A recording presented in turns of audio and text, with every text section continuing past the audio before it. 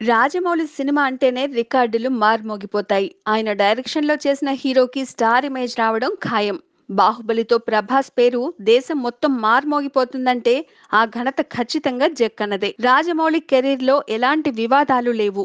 Black మార్కులు లేవు. ఒక్క 'మగధీర' విషయంలో మాత్రమే ఆయన కాంట్రవర్సీలు ఎదుర్కొన్నారు. తెలుగు సినిమా రికార్డులు బద్దలు కొట్టిన సినిమాల్లో 'మగధీర' ఒకటి. ఈ సినిమా ఘన విజయం క్రెడిట్ రాజమౌళికి రాలేదన్నది అప్పట్లో వచ్చిన కామెంట్. దీనిని చరణ్ విజయంగానే నిర్మాత అల్లు అరవింద్ ప్రొజెక్ట్ చేయడంపై రాజమౌళి ఫీల్ అయ్యారనేది అప్పట్లో వచ్చిన టాక్. అందుకే హీరోతో సంబంధం లేకుండా తన హిట్ సినిమా తీయగలనని ప్రూవ్ చేసుకోవడానికే సునీల్ ని హీరోగా పెట్టి మర్యాద రామన్న తీశారు. అరవింద్ తో తలెత్తిన విభేదాలపై అప్పట్లో రాజమౌళి పెదవి విప్పలేదు.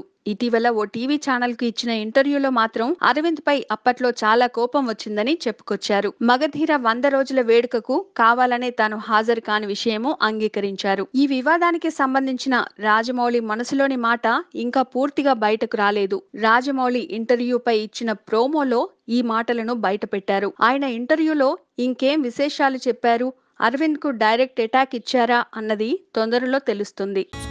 Please subscribe. Hi, it's me Purna. Please subscribe.